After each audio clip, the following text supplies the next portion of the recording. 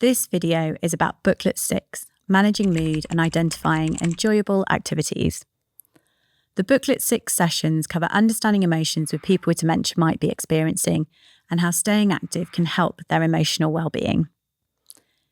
In session 1, the facilitator asks what behaviours a person with dementia shows that indicate they might feel sad, worried, or angry. The session covers information about how to tell if the person with dementia is experiencing low mood and depression or anxiety and worry. Then the facilitator and client looks at some tips for how new activities might help people with dementia who are feeling low or anxious. The client ticks any they would like to try. The next discussion covers apathy and low motivation. The facilitator looks through some tips with the client, ticking any they might be interested to try. The facilitator and client then look back through the items they have ticked to agree to try out, which they record on the template in the booklet. The facilitator explains that sometimes talking therapy and medication are needed and are helpful too. Before the session ends, the facilitator asks the client to notice times when their relatives seem emotionally distressed or lack motivation. They suggest filling out the planning record in the booklet about them. So understanding the perspective of the person with dementia is really, really essential. And I think it can be helpful in itself because it helps the carer feel more connected with the person that they care for, if they can understand what their experience might be. But also it can help because it helps us understand the person with dementia's needs.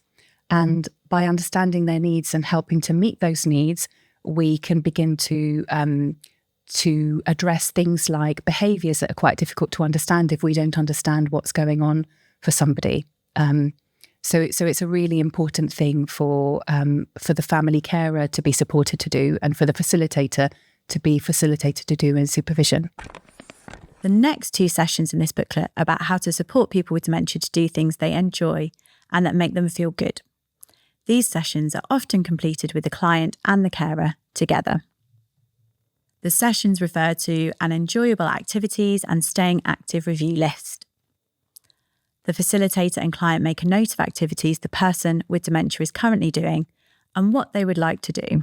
After looking at some tips for how to support activities, the client then selects 2 activities and thinks about how to support the person with dementia to try them. The facilitator talks about some of the potential barriers to people with dementia trying activities, such as fears about getting lost, lacking motivation, worries about falls and incontinence, and discusses how to manage these. At the end of the session, the facilitator suggests making a note of how people with dementia gets on trying the 2 new activities on the planning record. They also introduce a staying active circle, suggesting the client uses it to think of ideas for other activities they might try. In the last session in these booklets, the facilitator asks what helps the person with dementia to stay engaged in activities.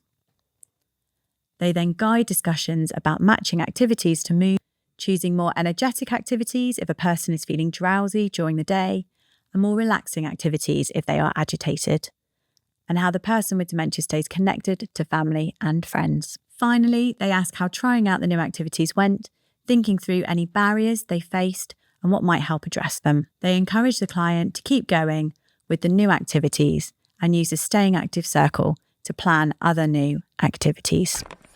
I think including the person with dementia is really important because we all have preferences, we all have things that we like, we all have things that we don't like. So in order for the activity to be something that is going to work, that the person is going to take up, they really need to be included.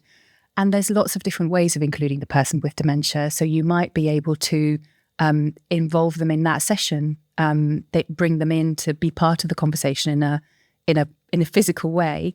And if the person doesn't have capacity or doesn't want to, the earlier modules where you've really got to know the person with dementia are really helpful there, because then that helps the facilitator and the family carer bear in mind that they're working to come up with ideas that are going to work for the person, not ideas that they think are a good idea, but things that the person with dementia is going to enjoy and that are more likely to actually be implemented.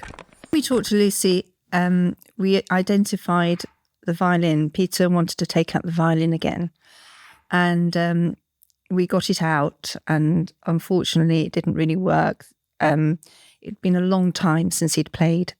And it was detrimental to his well-being, really. But from it, I particularly realised his love of classical music. And now, sort of four years in, he's listening to classical music all the time. And what we do is we go to live concerts. And in Oxford, in the Sheldonian Theatre, with the Oxford Philharmonic Orchestra, we have front row seats, and he just comes alive listening to classical music and conducting, watching the instruments, and it's a joy to watch him and to listen.